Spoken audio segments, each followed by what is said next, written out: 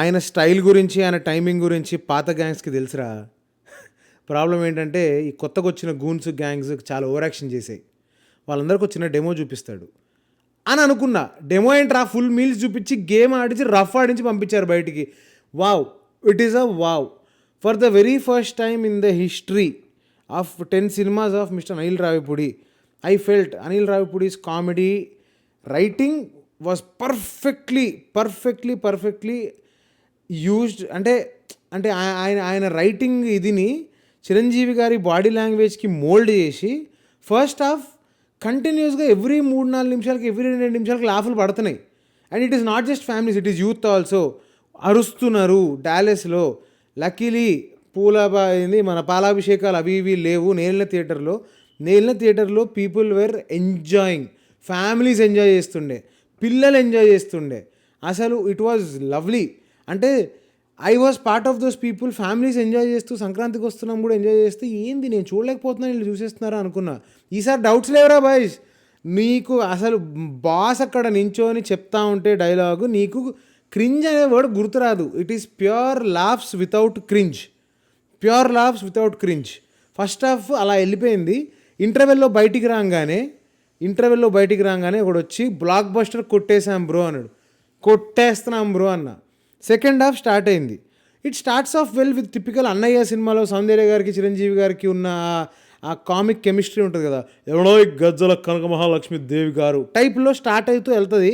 కొంచెం ల్యాగ్ అనిపించింది కానీ ఇట్స్ ఓకే మ్యాన్. బాస్ ఆ లుక్స్ ఏంటి వావ్, ఏం మెయింటెనెన్స్ అయ్యా బాబు అది. And I don't want to talk technicalities అది ఇది, ఎందుకంటే you will not see a serial, you will see the C of the real of the megastar. You will see real megastar. అంటే ఆయన action timing కానీ, ఆయన comedy timing కానీ, megastar ఏడిస్తే cinema, megastar fight చేస్తే సినిమా, మెగాస్టార్ నవ్విస్తే cinema, megastar మురిసిపోతే cinema, megastar సిగ్గుపడితే సినిమా. అది ఈ సినిమా అట్లొచ్చింది. కానీ ఈ సినిమాలో బొక్కలు లేవా అంటే సెకండ్ హాఫ్ కొంచెం ల్యాగ్ అనిపించింది, కొంచెం కొన్ని చోట్ల డ్రాగ్ అనిపించింది. And beams bro, let down bro. అదే బాస్ బాస్ అది ఒక్క బీజియం తప్ప ఏం కొట్టలేదు అసలు. లాస్ట్గా ఫెరారీలోంచి బాస్ దిగి ఆ షార్ట్ గన్లో అవి పట్టుకొని ఉంటే no, I want something beyond. నాకు ఈ సినిమాకి తమన్ అయితే న్యాయం చేసేవాడు, డిఎస్పీ అయితే న్యాయం చేసేవాడు అనిపించింది guys. Bheems is a let down for this movie. The only let down in the movie is Bheems. అంతే. I'm really sorry to say this. Anil Ravipudi garu somehow cracked that boss timing. ఏం వాడారు అసలు ఏం వాడారు, వావ్ వాడారు. కానీ సినిమాలో బొక్కలు లేవా అంటే నేను చాలా పాజిటివ్ హోప్తో పోయినా కాబట్టి నాకు బొక్కలు కనపడలే. ఐ విల్ టెల్ యూ, అంత పాజిటివ్గా ఉన్నా కూడా సెకండ్ హాఫ్ కొంచెం నడపండి ముందుకు స్టోరీ అనిపించింది. కానీ ఆ ఫీలింగ్ వచ్చిన ప్రతిసారి ఒక పంచ్ పడిపోయేది బాస్ సైడ్ నుంచి. Megastar is back with his own. అంటే దేన్నైతే ఆయన కొన్ని ఏళ్ళగా ఏర్పరచుకున్నారో అది వాడుకొని వెనక్కొచ్చి ఒక గట్టి కంబ్యాక్ హిట్ ఇచ్చారు. Khaidi 150 was a hit, okay good movie. Waltair Veerayya was a hit, okay good movie. This I consider is what comeback of megastar is. అంటే ఒక అన్నయ్యలో చిరంజీవిని చూస్తాం, ఒక శంకర్ దాదాలో చిరంజీవిని చూస్తాం.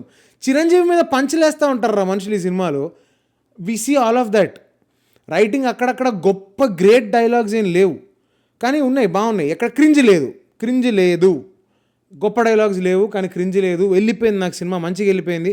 The way Venky was also used, Venky Mama also was used, was lovely. Only let down చెప్తున్నా కదా. Nayanthara garu also looked very beautiful. Everything went off very genuinely ఫాస్ట్గా వెళ్ళిపోయింది. ఎక్కడ నాకు అనిపించలేదు, ఓవర్ యాక్షన్ అనిపించలేదు. కామెడీ నాకు జెన్యున్గా హార్ట్ఫుల్గా నవ్విన కొన్ని.